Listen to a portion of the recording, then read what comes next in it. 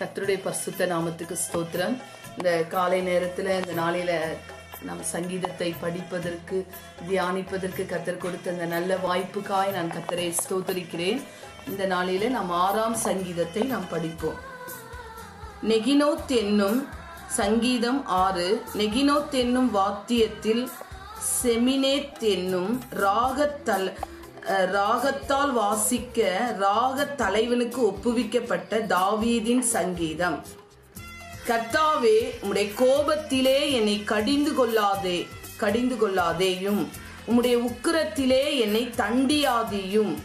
என்மேல் இரக்கமாயிரும். கர்த்தாவே, நான் பலனற்று போனேன். என்னை குணமாக்கும் கர்த்தாவே. என் எலும்புகள் நடுங்குகிறது, என் ஆத்துமா மிகவும் வியாகுலப்படுகிறது. கர்த்தாவே, எதுவரைக்கும் இறங்காதிருப்பீர்? திரும்பும் கர்த்தாவே, என் ஆத்துமாவை விடுவியும். உம்முடைய கிருபையின் நிமித்தம் என்னை ரட்சியும். மரணத்தில் உம்மை நினைவு கூர்வதும் இல்லை, பாதாளத்தில் உம்மை துதிப்பவன் யார்? என் பெருமூச்சினால் இளைத்து போனேன். ரா முழுவதும் என் கண்ணீரினால் என் படுக்கையை மிகவும் ஈரமாக்கி என் கட்டிலை நனைக்கிறேன். துயரத்தினால் என் கண்கள் குழி விழுந்து போயிற்று. என் சத்துருக்கள் அனைவர் நிமித்தமும் மங்கி போயிற்று. அக்கிரமக்காரரே, நீங்கள் எல்லோரும் என்னை விட்டு அகன்று போங்கள். கர்த்தர் என் அழுகையின் சத்தத்தை கேட்டார். கர்த்தர் என் விண்ணப்பத்தை கேட்டார். கர்த்தர் என் ஜெபத்தை ஏற்றுக்கொள்வார். என் பகைஞர் எல்லோரும் வெட்கி மிகவும் கலங்கி போவார்கள். அவர்கள் பின்னாக திரும்பி சடுதியிலே வெட்கப்படுவார்கள். ஆமேன். இந்த நாளிலே நம் இந்த சங்கீதத்தை நாம் தியானிப்போம். கர்த்தருடைய பரிசுத்த நாமத்துக்கு ஸ்தோத்திரம். இந்த சங்கீதத்துல நம் இந்த 8ஆம் சங்கீதத்தின் 6ஆம் சங்கீதத்துல 8 வாசிப்போம். அக்கிரமக்காரரே, நீங்கள் எல்லோரும் என்னை விட்டு அகன்று போங்கள். கர்த்தர் என் அழுகையின் சத்தத்தை கேட்டார் என்று சொல்லி இந்த வசனத்தை நாம் தியானிப்போம். அழுகையின் சத்தத்தை கேட்கிறவர் என்று சொல்லி ஒரு 5 குறிப்புகளை நாம் தியானிப்போம். கர்த்தர் என்னென்ன அழுகுறலை கர்த்தர் கேட்கிறார் என்று சொல்லி நாம் பார்ப்போம். அழுகையின் சத்தத்தை கேட்கிறவர் நம்முடைய தேவன் அழுகையின் சத்தத்தை கேட்கிறவராய் இருக்கிறார். முதலாவது குறிப்பாக என்ன அழுகை நமக்குள்ள வரணும்னு சொன்னால், நாம் தேவ சமூகத்தை வாஞ்சித்து என்ன பண்ண வேண்டும்? தேவ சமூகத்தில் கண்ணீர் விட்டு அவருடைய பிரசன்னத்துக்காக, அவருடைய சமூகத்துக்காக நாம் என்ன பண்ண வேண்டும்? கதறி ஜெபிக்கிறவர்களாய் நாம் காணப்பட வேண்டும். அதற்காக நாம் கண்ணீர் விட வேண்டும். சங்கீதம் 42:1 வசனம் சொல்கிறது, மானானது நீரோடைகளை வாஞ்சித்து கதறுவது போல என் தேவனே, என் ஆத்துமா உம்மை வாஞ்சித்து கதறுகிறது. என் ஆத்துமா என் தேவன் மேல், ஜீவனுள்ள தேவன் மேல் தாகமாயிருக்கிறது. நான் எப்பொழுது தேவனுடைய சந்நிதியில் நிற்பேன் என்று சொல்லி, உன் தேவன் எங்கே என்று அவர்கள் நாள்தோறும் என்னிடத்தில் சொல்கிறபடியால் இரவும் பகலும் என் கண்ணீரே எனக்கு உணவாயிற்று என்று சொல்லி சங்கீதக்காரன் சொல்கிறார்.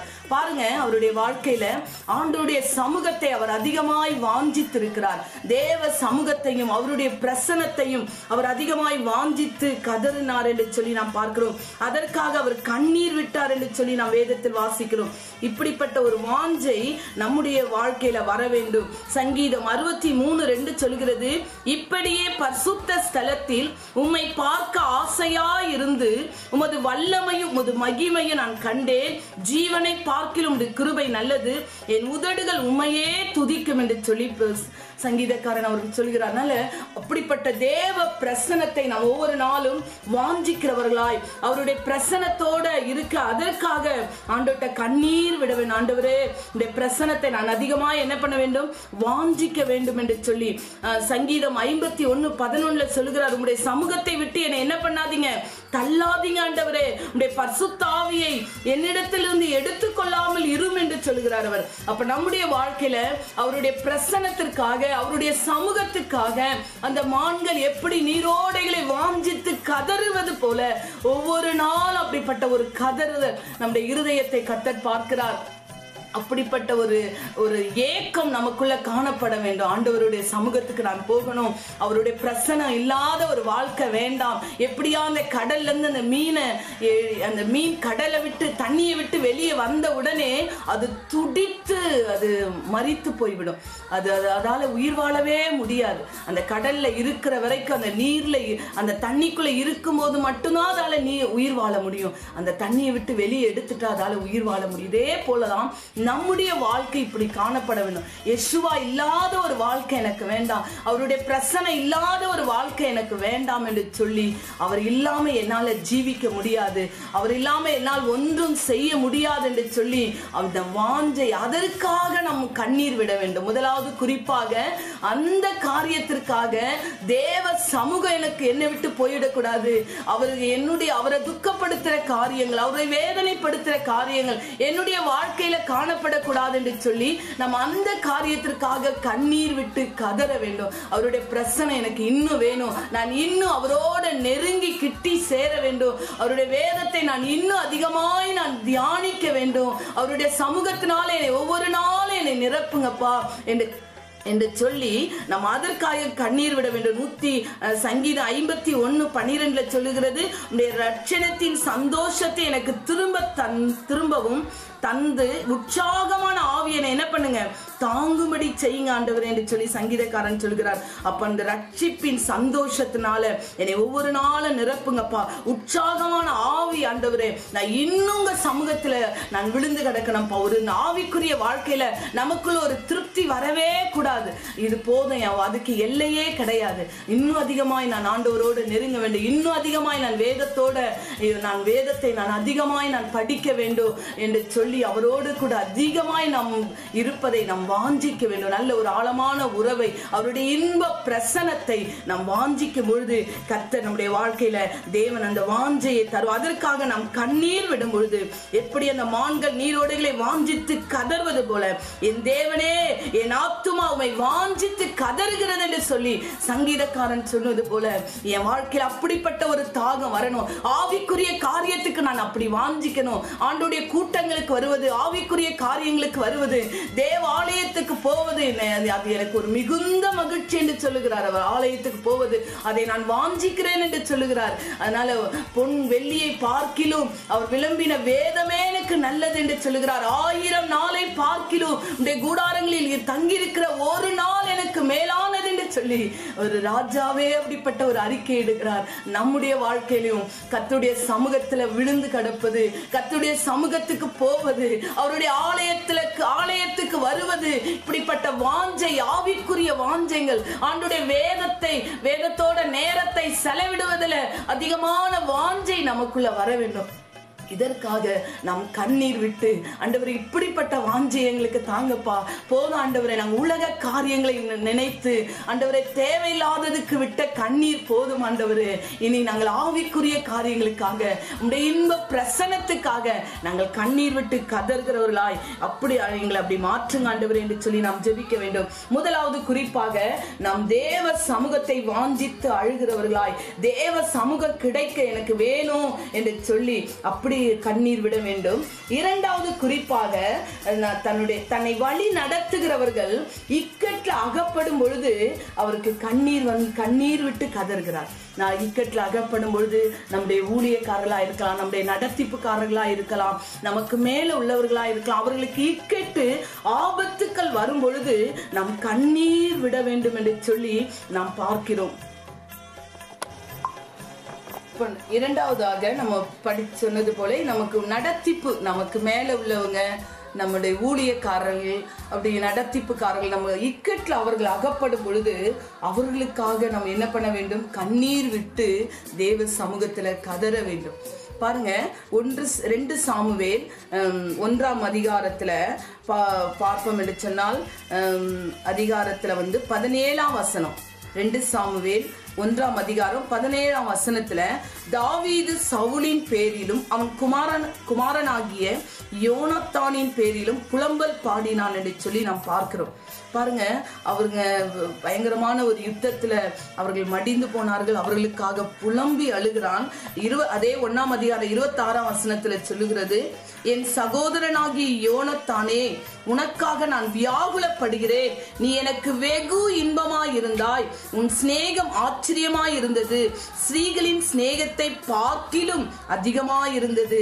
பராக்கிரமசாலிகள் விழுந்து போனார்களே, யுத்த ஆயுதங்கள் எல்லாம் அழிந்து போயிற்றே என்று அவன் பாடுகிறான். பாருங்க, இவ்வளவு ஒரு அவனுடைய வாழ்க்கையில தன்னுடைய இடுக்கண்ல தனக்கு மேல் உள்ளவர்கள் அவர்கள் என்ன எத்தனையோ சவுல் அவருக்கு தாவீத அவங்களுக்கு எத்தனை துரோகங்கள் பண்ணாலும் ஆனாலும் அவங்களுக்கு ஒரு இக்கட்டு ஆபத்து வந்தது என்று சொன்ன போது அவர்களுக்காக புலம்பல் பாடி அதிகமாய் வியாகுலப்படுகிறார், கண்ணீர் விடுகிறார்.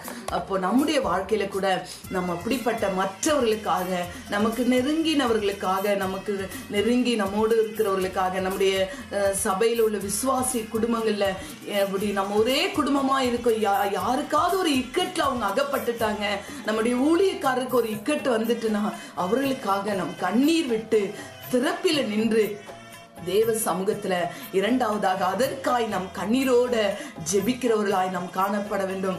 அதற்காக நாம் கண்ணீர் விட வேண்டும்.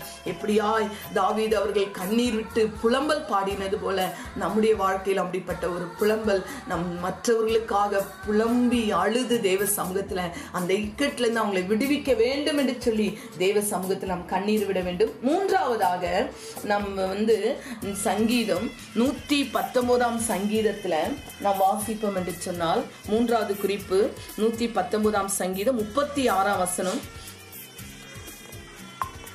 சங்கீதம் 119 136ஆம் வசனத்துல, உடைய வேதத்தை மனுஷர் காத்து நடவாதபடியால் என் கண்களில் இருந்து நீர் தாரைகள் ஓடுகிறது என்று சொல்லி சங்கீதக்காரன் அவர்கள் சொல்லுகிறார். வேதத்துக்கு அவர்கள் வேத வசனத்தின்படி நடக்கல, உங்க கட்டளைகளின்படி ஜனங்க நடக்கல என்று சொல்லும் பொழுது, வேதத்துக்கு அவர்கள் அநியாயம் செய்கிறார்களே, வேதத்தின்படி அவர்கள் நடக்கலையே, கட்டளைகளை மீறி நடக்கிறார்களே என்று சொல்லும் பொழுது அதற்காக அவர் கண்ணீர், என் கண்களில் இருந்து நீர் தாரைகள் ஓடுகிறது, நம்முடைய கட்டளைகளின்படி நடக்கலன்னு சொல்லும் பொழுது, இப்ப நம்முடைய வாழ்க்கையில கூட நம்முடைய கட்டளையின்படி கர்த்தருடைய வார்த்தையின்படி நடக்காத எத்தனையோ விசுவாச குடும்பங்கள் இருப்பார்கள். எத்தனை ஆழமான சத்தியங்களை கேட்டோம், அவர்கள் கர்த்தருடைய வார்த்தையின்படி அவர்களால் எத்தனையோ வேதத்தை படித்தோம், அவருடைய வார்த்தையின்படி அவர்களால ஜீவிக்காம அவருடைய வாழ்க்கை ஒரு பின்மாற்றத்தின் வாழ்க்கையா இருக்கும். அதற்காக நாம் கண்ணீர் விட்டு நாம் ஜெபிக்க வேண்டும். ஆண்டவரே, இவ்வளோ நாள் சபைக்கு வந்தோம், நம்முடைய கட்டளைகளுக்கு அவர்கள் கீழ்ப்படியலை, வேதத்தின்படி நடக்கலையே, வேதத்தை படிக்கிறார்கள், அதன்படி அவர்களால் வாழ முடியவில்லையே என்று சொல்லி இதற்காக நம்ம என்ன பண்ண வேண்டும்? கண்ணீர் விட வேண்டும். மூன்றாவதாக நம்முடைய வாழ்க்கையில இதற்காக தான் நமக்கு கண்ணீர் வர வேண்டும். ஆண்டவரே, வசனத்தின்படி வாழணும். ஆண்டவரே, கட்டளைகளின்படி அவர்கள் ஜீவிக்க ஆண்டவரே நீ அவர்களுக்கு கிருபை கொடுங்க ஆண்டவரே என்று சொல்லி அதற்காக வேதத்திற்கு அவர்கள் அநியாயம் செய்கிறார்கள் என்று சொல்லி நாம் பார்க்கிறோம். அப்படிப்பட்ட ஜனங்களுக்காக நாம் திறப்பில் நின்று கண்ணீர் விட்டு ஆண்டவரே வேதத்துக்கு அவர்கள் முக்கியத்துவத்தை கொடுக்கணும். ஆண்டவரே, வேதத்தோடு அதிக நேரத்தை அவர்கள் செலவிடணும். ஆண்டவரே, ஆண்டவருடைய வசனம் அவர்களுடைய ஜீவியங்களை மாற்ற வேண்டும் ஆண்டவரே என்று சொல்லி அவர்களுக்காய் நாம் கண்ணீர் விட்டு தேவ சமூகத்துல கதற வேண்டும். அப்படி ஒரு தவறான உபதேசத்துல ஜனங்கள் நடத்தப்படும் பொழுது, சத்தியத்துக்கு விலகி அவர்கள் உலகத்தாரை போல ஜீவிக்கும் பொழுது நாம் அவர்களுக்காய் கதறி தேவ சமூகத்துல கண்ணீர் விட வேண்டும். ஆண்டவரே என்று சொல்லி வேதத்திற்கு அதிகமாய் அவர்கள் நம்முடைய வேதத்தோட நேரத்தை செலவிட வேண்டும். தவறான உபதேசங்களுக்குள்ள அவர்கள் சிக்கிக் கொள்ளக்கூடாதுப்பா ஆண்டவரே சொல்லி அவருடைய வேத வசனமாகி வெளிச்சத்திற்குள்ள அவர்கள் வர வேண்டும் என்று சொல்லி அதன்படி அவர்கள் நடக்க, அதன்படி அவர்கள் வாழ தன்னை அர்ப்பணிக்க வேண்டும் என்று சொல்லி நாம் அதற்காக மற்றவர்களுக்காக இந்த காரியங்களுக்காக நாம் கண்ணீர் விட்டு நாம் ஜெபிக்க வேண்டும். சபையில எத்தனையோ காரியங்கள் இப்படி நடக்கிறது, தவறான உபதேசத்துல ஜனங்கள் நடத்தப்படுகிறார்கள், எத்தனையோ வார்த்தைகளை கேட்டு அவர்கள் உலகத்தாரை போல அவர்கள் ஜீவிக்கிறார்கள். நிறைய பேர் சபைக்கு வருவாங்க, அவங்க கர்த்தருடைய வேதத்தோட நேரத்தை செலவிடுகிற அனுபவமே இருக்காது. ஞாயிற்றுக்கிழமை வரும்பொழுது மட்டும்தான் வேதத்தை அவங்க கொண்டு வருவாங்க. நல்ல தொடர்ச்சி, அது ஒரே டெஸ்ட் அடைஞ்சிருக்கும். அன்னைக்குதான் வேதத்தை எடுத்துக்கொண்டு வருவார்கள். எத்தனையோ கிறிஸ்தவர்கள் பேர் கிறிஸ்தவர்களாய் அப்படியாய் வேதத்துக்கு நடுங்காதவர்களாய், வேதத்துக்கு பயப்படாதவர்களாய் அப்படியாய் இருப்பார்கள். அப்படிப்பட்டவர்களுக்காய் நாம் அதிகமாய் ஜெபிக்க வேண்டும். ஆண்டவரே, உடைய வார்த்தையுடைய மேன்மையை அவர்கள் அறிய ஆண்டவரே, உடைய வார்த்தையை அவர்கள் அதிகமாய் வார்த்தையோடு நேரத்தை செலவிடணும். படிக்கிற வார்த்தையின்படி அவங்க வாழ்க்கை இருக்கணும் ஆண்டவரே என்று சொல்லி அதற்காய் நாம் கண்ணீர் விட்டு கதறி நாம் ஜெபிக்க வேண்டும். இப்படிப்பட்ட அனுபவங்கள். இதற்காக மூன்றாவது, இதற்காக நாம் என்ன பண்ண வேண்டும்? கண்ணீர் விட வேண்டும். நாலாவதாக, நம்முடைய வாழ்க்கையில எதற்காக கண்ணீர் விட வேண்டும் என்று சொன்னால், நம்முடைய நம் தவறு செய்யும் பொழுது, பாவம் செய்யும் பொழுது அதற்காக நாம் என்ன பண்ண வேண்டும்? கண்ணீர் விட்டு தேவ சமூகத்துல நாம் கதறி ஜெபிக்கிறவர்களாய் நாம் காணப்பட வேண்டும். என் வாழ்க்கையில் ஆண்டவரே, என் குறைகள், என்னுடைய மீறுதல்கள், என்னுடைய பாவங்கள் எல்லாவற்றையும் நீங்க என்ன பண்ணுங்க? மன்னிங்க ஆண்டவரே என்று சொல்லி அந்த காரியங்களுக்காய் நாம் கண்ணீர் விட்டு கதறுகிறவர்களாய் நாம் காணப்பட வேண்டும். அதற்காக தான் சங்கீதம் 51 சங்கீதத்தை நீங்கள் வீடுகளில் முழுவதுமே படிப்பீர்கள் என்று சொன்னால், தன்னுடைய பாவத்தை நினைத்து அவர் கதறி அதை அறிக்கையிட்டு எழுதுகிறார். அதற்காக இப்படிப்பட்ட ஒரு கண்ணீர் வர வேண்டும். 51:3 வாசிக்கிறேன். பத்சபாளிடத்தில் தாவீது பாவத்திற்குட்பட்ட பின்பு நாத்தான் தீர்க்கதரிசி அவனிடத்தில் வந்து அவன் பாவத்தை உணர்த்தின போது பாடி ராக தலைவனுக்கு ஒப்புவிக்கப்பட்ட தாவீதின் சங்கீதம். அப்ப பாருங்க, அப்ப அந்த பாவம் உணர்த்தப்பட்ட உடனே தீர்க்கதரிசியால அப்போ அவர் தன்னுடைய பாவத்தை அவர் உணர்ந்து மனம் கசந்து அவர் அழுகிறார். நொறுங்கின இருதயத்தோட. இப்ப நம்முடைய வாழ்க்கையில சின்ன சின்ன தவறுகள், குறைகள் நம்முடைய வாழ்க்கையில வரும் பொழுது, நம்முடைய வாழ்க்கையில விட முடியாத ரகசிய பாவங்கள், நம்முடைய அந்தரங்க வாழ்க்கையில என்னென்ன ரகசிய பாவங்கள் இருக்கிறதோ, சின்ன தவறுகள், ஒருவேளை அது கோபமா இருக்கலாம், என்ன இருக்குதோ நம்முடைய வாழ்க்கையில கர்த்தருக்கு பிரியமில்லாத காரியங்கள், நமக்கும் நம்ம மனசாட்சிக்கும் அது தெரியும். அந்த காரியங்கள் இதெல்லாம் இருக்கு பிரிய ஆண்டவரே, இந்த காரியத்தை என்னால விட முடியலப்பா, இந்த குறை, அதற்காக நாம் கதறி ஜெபிக்கிறவர்களாய் நாம் காணப்பட வேண்டும். நாலாவதாக, இதற்காக நாம் கண்ணீர் விட வேண்டும். 1ஆம் வசனம் சொல்கிறது, தேவனே உமது கிருபையின்படி எனக்கு இரங்கும், உமது இரக்கங்களின்படியே என் மீறுதல் நீக்கி என்னை சுத்திகரியும் என்று சொல்லி சங்கீதக்காரன் அவர்கள் கதறுகிறார். என் அக்கிரமம் நீங்க என்னை முற்றிலும் கழுவுங்கப்பா, என் பாவமறை என்னை சுத்திகரியும் ஆண்டவரே, என் மீறுதலை நான் அறிந்திருக்கிறேன், என் பாவம் எப்போதும் எனக்கு முன்பாக நிற்கிறது ஆண்டவரே. தேவரீர் ஒருவருக்கே விரோதமாய் நான் பாவம் செய்து உமது கண்களுக்கு முன்பாக பொல்லாங்கானதை நான் நடப்பித்தேன். நீர் பேசும்பொழுது உம்முடைய நீதி விளங்கவும், நீர் நியாயம் தீர்க்கும் பொழுது உம்முடைய பரிசுத்த விளங்கவும் இதை நான் அறிக்கையிடுகிறேன் ஆண்டவரே என்று சொல்லி அவர் கதறுகிறார். இதோ என் உள்ளத்தில் உண்மையாயிருக்க நான் விரும்புகிறேன், அந்தகாரத்தின் ஞானத்தை எனக்கு தெரியப்படுத்தும். நீர் என்னை ஈசோப்பினால் சுத்திகரியும், நான் சுத்தமாவேன், என்னை கழுவியறலும், அப்பொழுது நான் உறைந்த மழையிலும் வெண்மையாவேன் என்று சொல்லி அவர் அதிகமாய் கதறி ஆண்டவருடைய சமூகத்துல ஜெபிக்கிறார். சுத்த இருதயத்தை என்னிலே சிருஷ்டியும் ஆண்டவரே, நிலவரமான ஆவியை என் உள்ளத்திலே புதுப்பியும் ஆண்டவரே, உம்முடைய சமூகத்தை விட்டு என்னை தள்ளாமலும் உமது பரிசுத்த ஆவியை என்னிடத்திலிருந்து நீங்க என்ன பண்ணாதீங்க, எடுத்துக்கொள்ளாதீங்க என்று சொல்லி அதிகமாய் தன்னுடைய பாவங்களுக்காக, தன்னுடைய குறைகளுக்காக, அவர் தடுமாறின காரியத்துக்காக கதறுகிறார். பாருங்க 17ஆம் வசனத்துல சொல்லி, தேவனுக்கேற்ற பலி நொறுங்குண்ட ஆவிதான், தேவனே நொறுங்குண்டதும் நறுங்குண்டதுமான இருதயத்தை என்ன பண்ண மாட்டீங்க,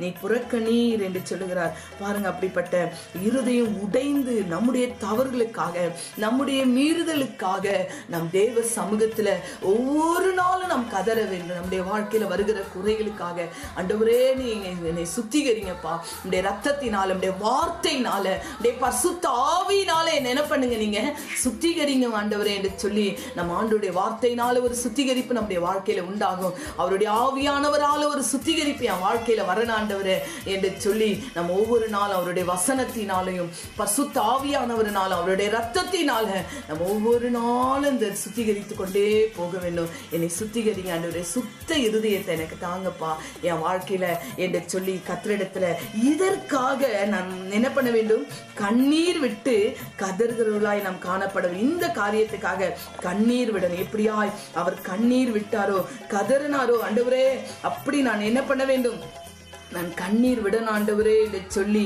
நான் ஒவ்வொரு நாளும் தேவ சமூகத்துல என்னுடைய மீறுதலுக்காக நான் கண்ணீர் விடணும் ஆண்டவரே, என்னுடைய அக்கிரமங்களுக்காக, என்னுடைய பாவங்களுக்காக என்று சொல்லி பாருங்க. சின்ன ஒரு மதீனம் தான் அந்த தைலக்கார பிரசங்கில நான் வாசிக்கிறோம். முழு தைல பாட்டிலே அது கெட்டு போய் விடுமா. சின்ன ஒரு ஈக்கள் தான். அதனால நம்முடைய வாழ்க்கையில சின்ன குறைதானே, அவங்க செய்யாத பாவத்தையா நான் செய்யலை என்று சொல்லி அல்ல, ஆண்டவர் எல்லாவற்றையும் நினைவுகள், சிந்தைகள், நம்முடைய அந்தரங்க வாழ்க்கைகள், ஒருவேளை மனுஷர்களுக்கு நம்முடைய அந்தரங்க வாழ்க்கை தெரியாம இருக்கலாம், நம்முடைய அந்தரங்க வாழ்க்கையை கூட கர்த்தர் அதை காண்கிறார். எல்லாம் அவருக்கு முன்பாக மறைவானது ஒன்றுமே இல்லை. நம்ம ஒவ்வொரு நாளும் நம்முடைய பலவீனங்களை ஆண்டவர்கிட்ட சொல்லி நம்ம அறிக்கையிட வேணும். ஆண்டவரே, என்னால இந்த பாவத்திலிருந்து விட முடியல ஆண்டவர் என்று சொல்லி ஒவ்வொரு நாளும் கண்ணீர் விட்டு நம்மை பரிசுத்தத்து மேல நம்மை பரிசுத்தப்படுத்தி கொண்டே போக வேண்டும். அப்ப நம்முடைய வாழ்க்கையில நாலாவது நம்ம எதற்காக கண்ணீர் விட வேண்டும்? நம்முடைய பாவங்களுக்காக, நம்முடைய மீறுதலுக்காக நம்ம கர்த்தருடைய சமூகத்துல கண்ணீர் விட வேண்டும். லூக்கா 7ஆம் அதிகாரத்துல நாம் வாசிப்போம் என்று சொன்னால் 7ஆம் அதிகாரம் 44ஆம் வசனத்துல 44ஆம் வசனத்தை நாம் பார்ப்போம் என்று சொன்னால், இஸ்ரீடமாய் திரும்பி சீமோனை நோக்கி, இந்த ஸ்ரீயை பார்க்கிறீர்களே, நான் உன் வீட்டிலே பிரவேசித்தேன்,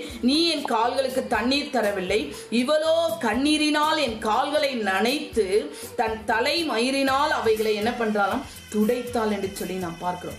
அந்த பெண்ணிடமாய் கர்த்தர் திரும்பி சொல்கிறாரு, சீமோன்ட்ட, நீ எனக்கு என்ன கொடுக்கல, நான் உன் வீட்டுல பிரவேசித்து எனக்கு நீ தண்ணி கொடுக்கல, ஆனா இவர் கண்ணீரினால் அவருடைய கால்களை நனைத்தாள் என்று சொல்லி நாம் பார்க்கிறோம். அப்படி தன்னுடைய குறைகளுக்காக, தன்னுடைய பாவங்களுக்காக அப்படி கதறி அழுது அவ என்ன பண்றா, ஆண்டவருடைய பாதத்துல கண்ணீர் விட்டது போல ஆண்டவர் அவளை நோக்கி, உன் பாவங்கள் உனக்கு மன்னிக்கப்பட்டது என்று சொல்கிறார்.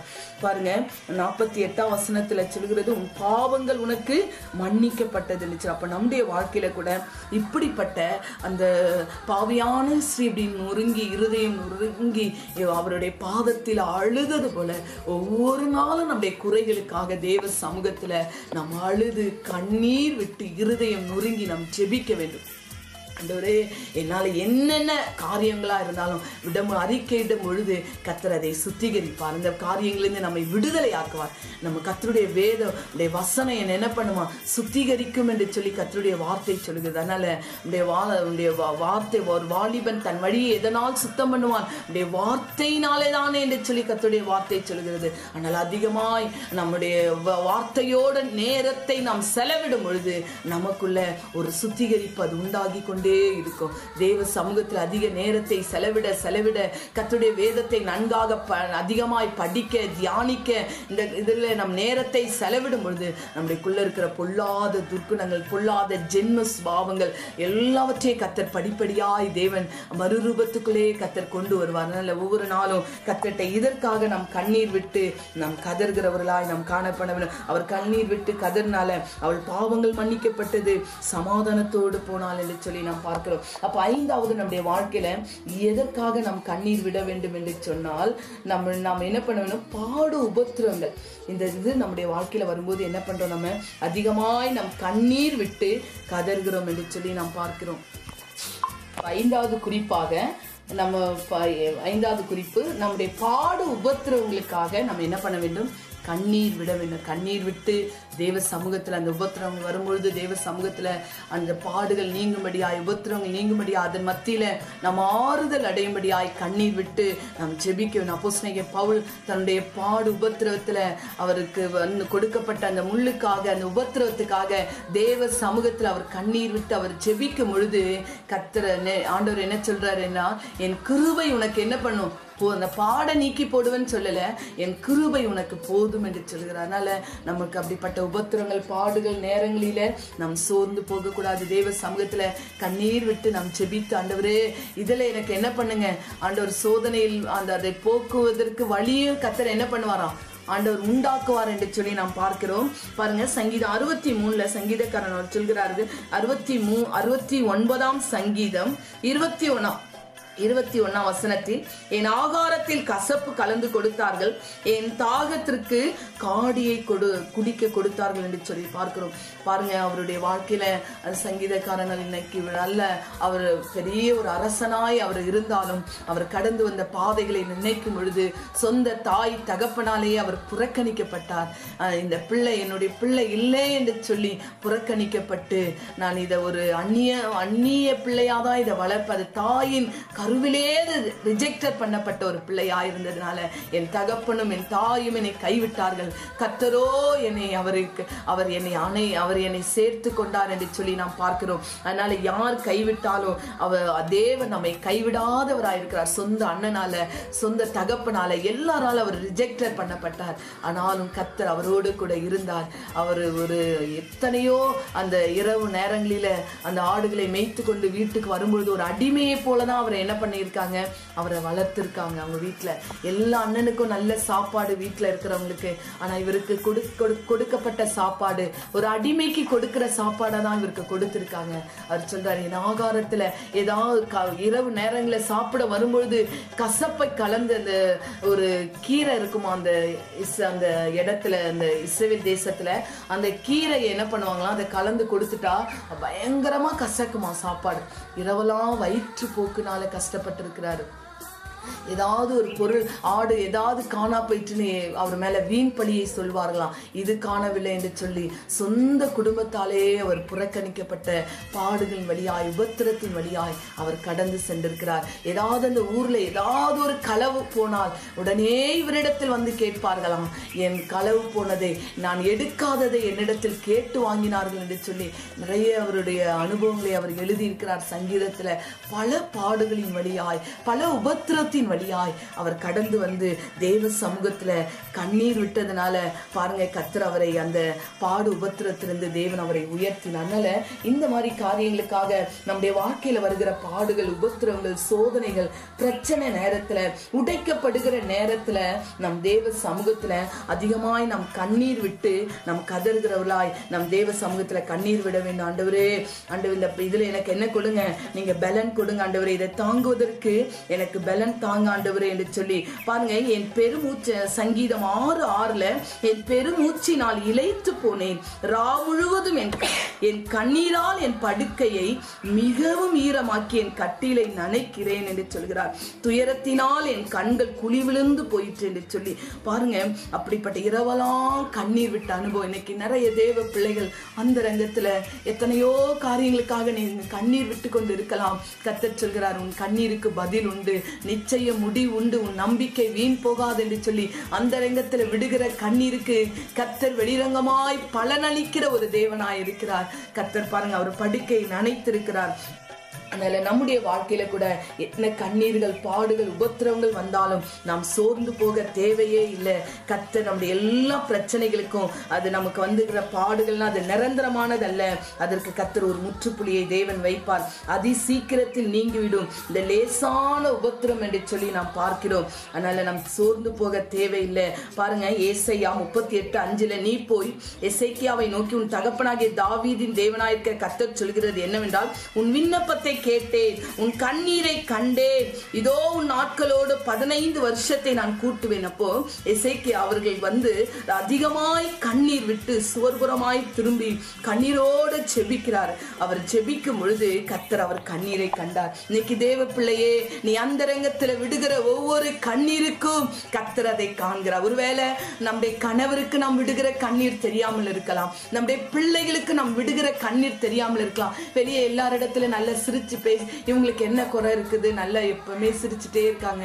ஆனா நாம் கடந்து போற சூழல் அது தேவன் ஒருவருக்கு மட்டும்தான் தெரியும். ஆனால் நீ அந்த ரங்கத்துல ஒவ்வொரு நாளும் அழுது கொண்டிருக்கிறதை கர்த்தர் பார்க்கிறார். உன் கண்ணீரை தேவன் பார்க்கிறார். அன்றைக்கு எசேக்கியா அவர் சோர்புறமாய் திரும்பி தேவ சமூகத்துல கண்ணீர் விட்டதை கர்த்தர் கண்டார். உன் கண்ணீரை நான் கண்டேன், உன் விண்ணப்பத்தை நான் கேட்டேன் என்று சொல்லி அவருடைய ஜெபத்திற்கு பதிலை கொடுத்தார். ஆயுசு நாட்களை தேவன் ஆண்டவர் 15 5 வருடங்கள் கர்த்தர் கூட்டி கொடுத்தார். அந்த நேரத்துல தேவன் நீங்க எதற்காக அதிக நாள் நீண்ட நாள் நீங்கள் கண்ணீர் விட்டு கதறி கொண்டிருக்கிறீர்களோ அந்த கண்ணீருக்கு கர்த்தர் ஒரு பதிலை தேவன் கொடுக்க போகிறார். அந்த காரியங்களுக்கு தேவன் ஒரு அற்புதங்களை செய்ய போகிறார். அதனால நீங்க அதை குறித்து சோர்ந்து போக தேவையில்லை.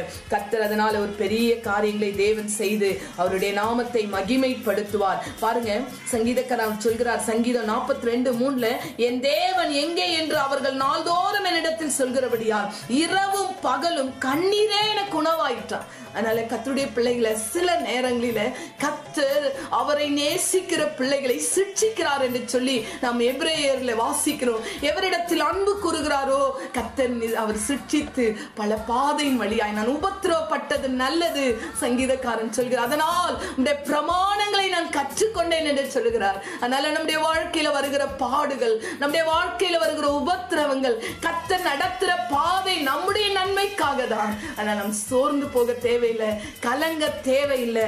இரவும் பகலும் நம் கண்ணீரே குணவா கூட இருக்க எவ்வளவு நாள் ஆண்டவரே வாழ்க்கையில இந்த கண்ணீர் என்று சொல்லி தேவ பிள்ளையே கர்த்தரிடத்தில் நீ கண்ணீர், உன் கண்ணீருக்கு கர்த்தர் பதில் கொடுக்கிற நாள் சீக்கிரம் வரப்போகிறது.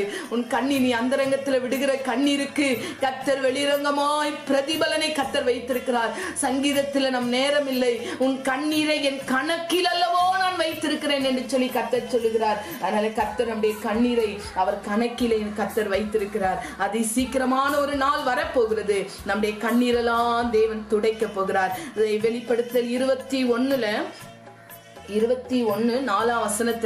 அவர்களுடைய கண்ணீர் யாவையும் தேவன் துடைப்பார். இனி மரணம் இல்லை, துக்கம் இல்லை, அலறுதல் இல்லை, வருத்தம் இல்லை, முந்தினவைகள் ஒளிந்து போய் நின்று விளம்பினது. அதனால சீக்கிரத்துல நம்முடைய கண்ணீரை துடைக்க நம்முடைய மணவாளன் வரப்போகிறார். அவர் வந்து அந்த இடத்துல கண்ணீர் இல்லை, அவர்கள் கண்ணீர் முகத்தில் உள்ள கண்ணீரெல்லாம் தேவன் ஒரு நாள் என்ன பண்ண போகிறார், அவர் துடைக்க போகிறார். அதனால சோர்ந்து போக நீங்க தேவையில்லை. கர்த்தர் நம்முடைய வாழ்க்கையில நம்முடைய மணவாளன் நம்முடைய கண்ணீரை துடைத்து பெரிய காரியங்களை தேவன் செய்வார். அதே வெளிப்படுத்தல் 7:17 சொல்கிறது, கடைசி பகுதி, இவர்களுடைய கண்ணீர் யாவையும் துடைப்பார். கர்த்தர் ஆட்டுக்குட்டியானவரே வந்து அவர் கண்ணீரை துடைப்பார். சிங்காசனத்தின் மத்தியிலே ஆட்டுக்குட்டியானவரே இவர்களை மேய்த்து இவர்களை ஜீவ தண்ணீருள்ள ஊற்றண்டையிலே நடத்துவார். தேவன் தாமே இவர்களுடைய கண்ணீர் யாவையும் துடைக்க போகிறார். தேவ பிள்ளையே, உன்னுடைய வாழ்க்கையில கர்த்தர் உன் கண்ணீரை துடைக்க போகிறார். உன் விண்ணப்பத்திற்கு தேவன் பதில் கொடுக்க போகிறார். அந்த நாள் சீக்கிரம் வரப்போகிறது. அதனால நாம் இந்த பூமியில இருக்கிற வரைக்கும் தான் நமக்கு சில பாதையில கர்த்தர் நடத்துகிறார். ஏன் என்று சொன்னால் அந்த இடத்துக்கு நாம் வர வேண்டும் என்று சொல்லி கர்த்தர் நம்மை சிட்சித்து நம்மை நடத்தி கொண்டிருக்கிறார். நம்முடைய கண்ணீரெல்லாம் கர்த்தர் துடைத்து நித்தியமாய் நம்முடைய மணவாளனோடு கூட நாம் இருக்க போகிறோம். கர்த்தர் தாமே இந்த வார்த்தையை தேவன் ஆசீர்வதிப்பாராக. எங்களை அதிகமாய் நேசிக்கிற நல்ல தகப்பனே, ஆண்டவரே கொடுத்த அந்த நல்ல வார்த்தைக்காய் நன்றி ஆண்டவரே. இந்த காலை நேரத்தில், இந்த ஆராதனை நேரத்தில் சங்கீதத்தை தியானிக்க தேவனே எங்களுக்கு நீர் கொடுத்த கிருபைக்காய் நன்றி ஆண்டவரே. எங்க வாழ்க்கையில எங்கள் அழுகையின் சத்தத்தை கேட்கிறீர் ஆண்டவரே. சங்கீதம் 6:8 சொல்லப்பட்டபடியாய் என் அழுகையின் சத்தத்தை கர்த்தர் கேட்கிறவர் என்று சொன்னது போல எங்க வாழ்க்கையில நாங்க 5 காரியத்துக்காக கண்ணீர் விட்டு அழுது ஜெபிக்கணும் ஆண்டவரே.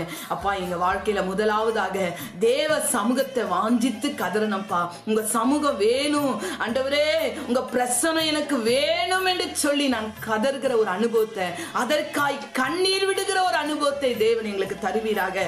2வது ராஜா, எங்களை வழி நடத்துகிறவர்கள் இக்கட்டில் அகப்படும் பொழுது, என் நண்பர் ஆண்டவரே, என் சபை விசுவாசிகள், என் குடும்பத்தில் உள்ளவர்கள் இக்கட்டில் அகப்படும் பொழுது ஆண்டவரே, அவர்களுக்காய் நான் கண்ணீர் விட்டு கதறி ஜெபிக்கிற ஒரு அனுபவத்தை தேவன் எங்களுக்கு தருவீராக ராஜா. ஆண்டவரே, அவர்களுக்காய் நான் கண்ணீர் விட கர்த்தர் கிருபை தாங்கப்பா.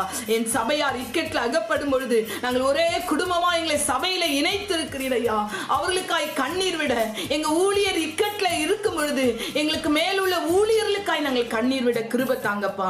3வதாக ராஜா, ஆண்டவரே, ஜனங்கள் உடைய வேதத்துக்கு அநியாயம் செய்கிறார்களே, உடைய வேதத்தின்படி அவர்கள் நடக்கலையே, உடைய சத்தியத்தின்படி ஜீவிக்கலையே என்று சொல்லி உடைய வார்த்தையின்படி நடக்கவில்லையே, கட்டளையின்படி நடக்கவில்லையே என்று சொல்லி அதற்காய் கண்ணீர் விட்டு கதற, ஆண்டவரே எங்களுக்கு அப்படிப்பட்ட அந்த காரியங்களுக்காய் கண்ணீர் விடணும்ப்பா. தவறான உபதேசங்கள் ஜனங்களுக்குள்ள பிரசங்கிக்கப்படும் பொழுது அதற்காய் நாங்கள் கண்ணீர் விடணும் ராஜா. நாலாவதாக ராஜா, எங்க வாழ்க்கையில தவறு செய்யும் பொழுது ராஜா, ஆண்டவரே எங்களுடைய வாழ்க்கையில பாவங்கள் வரும் பொழுது ராஜா, குறைகள் வரும் பொழுது, மீறுதல்கள் வரும் பொழுது ராஜா, அதற்காய் நாங்கள் கண்ணீர் விட்டு கதற, ஆண்டவரே இந்த குறை நீங்க, அந்த பாவங்கள் எங்களை விட்டு நீங்க வேண்டும் என்று சொல்லி எங்களுடைய குறைகளுக்காய் ஆண்டவரே நாங்கள் கண்ணீர் விட்டு கதறி செபிக்க இந்த அனுபவத்தை தாங்கப்பா. ஐந்தாவதாக, பாடு உபத்திரவங்கள் நேரங்களில கண்ணீர் விட்டு நாங்கள் ஆண்டவரே தேவ சமூகத்துல ஜெபித்து பலனடைய ராஜா. ஆண்டவரே நான் உபத்திரப்பட்டது நல்லது, அதனால் உமது பிரமாணங்களை கற்றுக்கொண்டேன் என்று சொன்னது போல ராஜா, அந்த நேரங்களிலும் நாங்கள் கண்ணீர் விட்டு தேவ சமூகத்துல ஒரு பலனை பெற்றுக்கொள்ளணும்ப்பா. உபத்திரவத்தில பாடுகளில சோர்ந்து போய் விடாதபடி தேவ சமூகத்துல கண்ணீர் விட்டு நாங்கள் ஒரு உள்ளான மனுஷன்ல நல்ல பலனை பெற்றுக்கொண்டு அதி சீக்கிரத்தில் நீங்க வரப்போறீங்கப்பா.